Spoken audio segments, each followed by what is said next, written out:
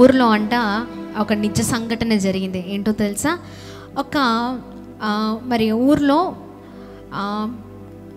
Bus కానీ లేకపోతే ఏదైనా వెహికల్స్ వెళ్ళే దారి అంటే చక్కని దారి అక్కడ ఏమీ లేదంట అండి. ఆ ఊరు వారందరూ చాలా బాధపడుతున్నారంట. అయ్యో, చుట్టూ ఉన్న ఊర్లన్నీ బాగుపడుతున్నాయి, చుట్టూ ఉన్న ఊర్లన్నీ బ్లెస్ అవుతూ ఉన్నాయి. అయ్యో, చుట్టూ ఉన్న వారందరూ చక్కగా ఎక్కడికి కావాలంటే అక్కడికి వెళ్తున్నారు, వస్తున్నారు. అయ్యో, మేమేంటి ఇంత మారుమూల ప్రాంతంలో ఉన్నామని ఆ ఊరు ప్రజలందరూ బాధపడుతున్నారంట. ఆ ఊరిలో నుంచి పక్క ఊరికి వెళ్ళడానికి వారికి ఎట్లాంటి సదుపాయం లేదండి. ఎందుకంటే వారు ఆ ఊరు పొలిమేరలో ఎలా ఉందంటే వారు ఒక పెద్ద బండరాయి ఉందంట. ఆ పెద్ద బండరాయి అది చాలా అడ్డుగా ఉండడం ద్వారా అంటే వెహికల్స్ ఏమి కూడా బస్ కానీ ట్రాన్స్పోర్ట్ ఏమీ కూడా లేదంట. వీరు చాలా బాధపడుతున్నారు. అయ్యో, ఎక్కడికి వెళ్ళినా ఈ కాళ్ళ నడకతో వెళ్ళాల్సి వస్తుంది, చాలా ఇబ్బందిగా ఉంది, బాధ ఉంది, ఏ అధికారులు పట్టించుకోవట్లేదే, ఈ మారుమూల ప్రాంతంలో ఎందుకు మేము పుట్టాము, ఎందుకు ఇక్కడ ఉన్నాం మేము, చాలా కష్టతరమైన పరిస్థితి అని ఆ ప్రాంతంలో ఉన్నవారు బాధపడుతున్నారు. కొన్ని సంవత్సరాల నుంచి బాధపడుతున్నారంట. అసలు ఎవరు పట్టించుకోవట్లేదు, ఏమీ చెయ్యట్లేదు, వారికి ఉన్న ఇబ్బందులు ఎవరు తీర్చట్లేదు. అయితే ఆ ఊరిలో దేవుని నమ్ముకున్న ఒక కుటుంబం ఉందంట అండి. యేసుని నమ్ముకున్న కుటుంబము. మరి ఆ కుటుంబము చాలా చక్కగా ప్రార్థన జీవితంలో ఆత్మీయతలో ముందుకు వెళ్తుంది. అయితే ఆ కుటుంబంలో ఉన్న మరి ఆ ఇంటికి సంబంధించిన కుమార్తె, చిన్న కుమార్తె, ఆ తల్లి ఈ బిడ్డకి ఎప్పుడు చెప్తూ ఉంటుందంట. ఏమనంటే, నాన్న, మనం ప్రార్థిస్తే ఏదైనా జరుగుతుంది. చెప్పండి, ఏమంటదంట? ప్రార్థన చేస్తే ఏదైనా జరుగుతుంది నాన్న. ఇదిగో ప్రార్థించు, నీకు ఏది కావాలన్నా ప్రార్థన చేయి. ఏంటండి? ఏది కావాలన్నా ప్రార్థన చేయి, ఏది కావాలన్నా ప్రార్థన చేయి నాన్న. ఇదిగో దేవుడు గొప్ప దేవుడు రా, మహోన్నతుడైన దేవుడు నాన్న. మంచి భయభక్తులతో నువ్వు పెరగాలి, నువ్వు గొప్పదాని అవ్వాలి. మనం ప్రార్థిస్తే మన చరిత్రనే ప్రభు మారుస్తుంది అని ఆ తల్లి చెప్పిందంట అండి. హల్లెలూయా. ఈ చిన్న పిల్లలకి ఎప్పుడైనా మనం ఏది చెప్తే అది చాలా చక్కగా మైండ్లో ఫిక్స్ అయిపోయింది, అవునా కదా? మనం చిన్న వయసులో బోధించే ఆ బోధలు వారికి ఖచ్చితంగా అవి చాలా చక్కగా వాళ్ళు రిసీవ్ చేసుకోగలుగుతారు. అందుకనే వారికి మంచి ఉపదేశాలు బోధించే బిడ్డలుగా, తల్లిదండ్రులుగా మనం ఉండాలి. ఎప్పుడు పెద్దవారైనప్పుడు కాదు, చిన్నవారైనప్పుడు.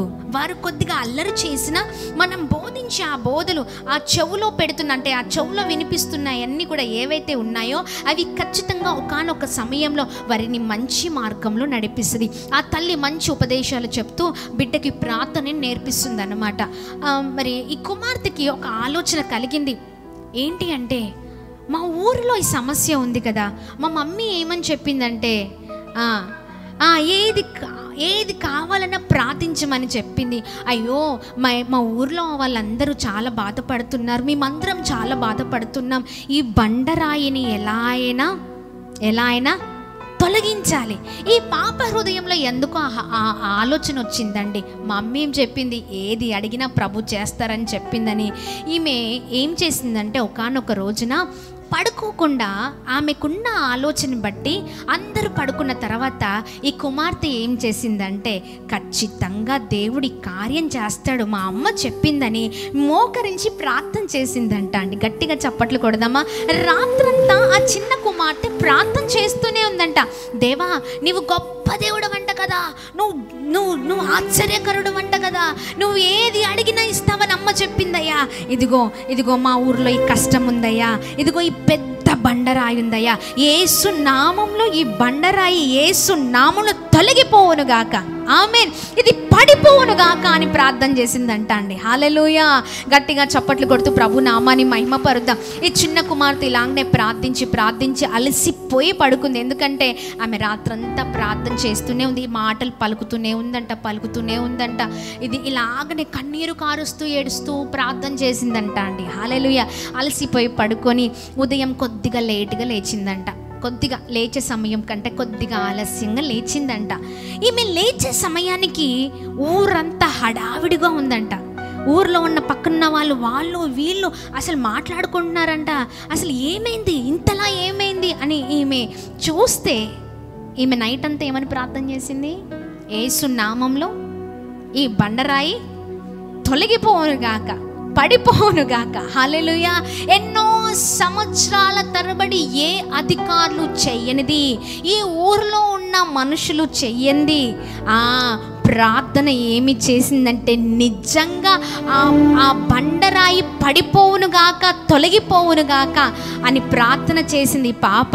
అది నిజంగానే ఆ రాయి అక్కడి నుంచి కదిలి జారి కిందకు పడిపోయిందంట అండి. గట్టిగా చప్పట్లు కొడుతూ ప్రభు నామాన్ని అందరం కలిసి మహిమ పరుద్దాం. హల్లెలూయా. దేవుని నామానికి మహిమ కలుగునుగాక. ఈ మారుమూల ప్రాంతంలో ఈ మీకు అర్థమవుతుందే, ఈ కొండ ప్రాంతాలలో బస్సులు చాలా ఇబ్బందిగా వెళ్ళడం, చాలా ఇబ్బందిగా రావడం ఉంటుంది. అలాంటి స్థలంలో వీరి స్థలం చాలా మారుమూల, అంటే చాలా మూలలో బాగా చివరిగా ఉండే ఊరు కాబట్టి ఏ అధికారులు పట్టించుకొని పరిస్థితులు. అయితే ఈ పాప ఏదైతే పడిపోవును గాక, తొలగిపోవును గాక, ఎవరు కూడా ధైర్యం చెయ్యరు. ఎందుకంటే అది అక్కడి నుంచి ఎవరైనా ఏదైనా అన్ఎక్స్పెక్టెడ్గా ఏదైనా చేస్తే పడిపోయే పరిస్థితి. కొండ ప్రాంతం. అరకు ఎంతమంది చూశారు? అరకు ఎలా ఉంటుందండి? మొత్తం ఇట్లా కర్వ్స్ ఉంటాయి, అంతే కదా. లోయలో మొత్తం లోయలలో ఇల్లులు ఉంటాయి, లోయల్లో ఇల్లులు ఉంటుంటాయి. ఇక్కడ ఒక స్టెప్, అక్కడొక స్టెప్, అసలు ఎక్కడికి వెళ్తున్నామో అర్థం కాదు. ఇక్కడెక్కడో స్టార్ట్ చేస్తే అక్కడెక్కడో వెళ్తాం, చివర్లో వెళ్తాం. అవునా కదా? చూడండి, ఎవరికి ఏదైనా చెయ్యాలన్నా చాలా కష్టం. ఈవెన్ నడకతో వెళ్ళాలన్నా భయమే ఆ ప్రాంతాలలో. అలాంటి ప్రాంతంలో ఈ ఊరుందన్నమాట. ఈమె ప్రార్థన చేసిందండి. ఎవరి వల్ల కాలేదు, కానీ ప్రార్థన అద్భుతాన్ని జరిగించింది.